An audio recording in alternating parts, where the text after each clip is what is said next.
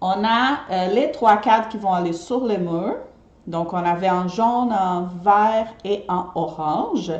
Qu'est-ce qu'on va faire maintenant? On va mettre des images des dinosaures dans ces cadres. On va aller chercher des images de dinos. Je vais vous montrer, là, celui-ci, c'est une image gratuite à colorier des dinosaures qu'on trouve sur Internet très facilement. Donc, on va chercher des images de dinos sur Internet. Et là, on va choisir quelques-uns pour mettre dans nos cadres, d'accord? Donc ici, c'était juste un exemple d'un dessin à colorier. Donc là, on peut aller colorier avec les enfants et tout. Et après ça, on va venir découper. Et là, moi, ce que j'ai fait, j'ai pris vraiment des contours de dinosaures comme ça. OK? Voilà. Donc, une fois qu'on a colorié, on a dessiné avec les enfants nos dinosaures, on va les découper.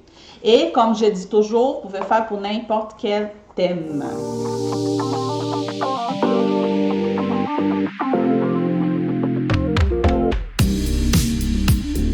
Ensuite, on va l'utiliser comme patron.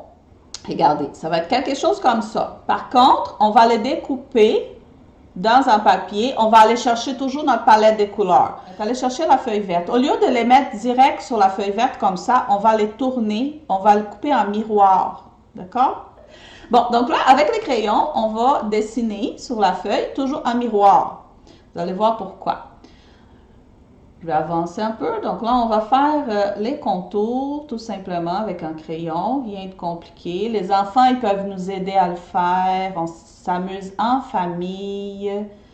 C'est vraiment pas compliqué. On veut faciliter la vie. On veut pas compliquer. D'accord? Donc, on va faire les contours de dinosaures. Ensuite, on va les couper.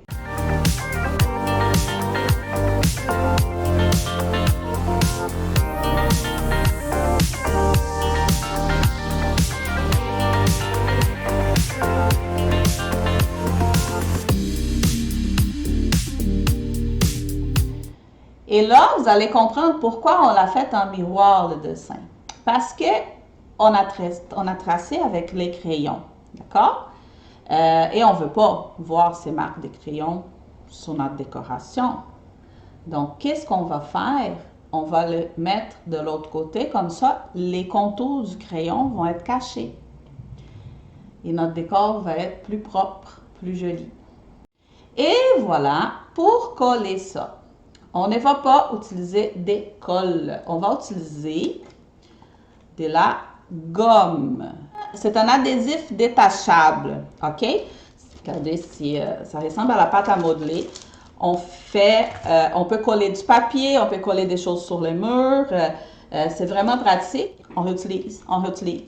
Donc, voilà, on n'a pas besoin même pas des colles pour faire notre décoration aujourd'hui.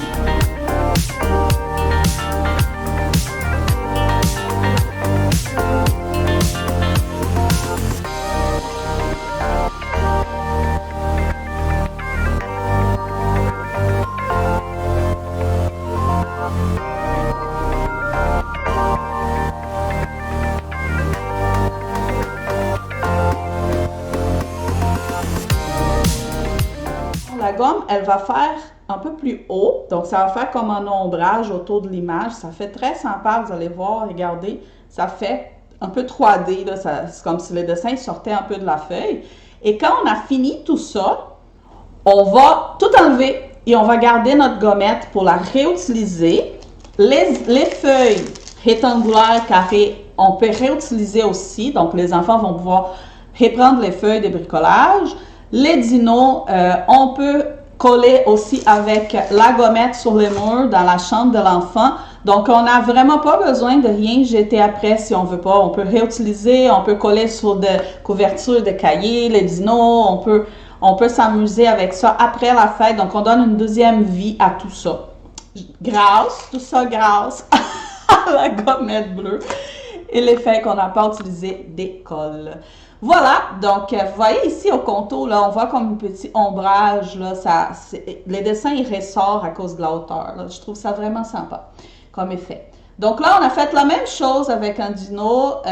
Ici, on est allé avec les bruns sur la feuille jaune. Comme ça sort beaucoup la couleur.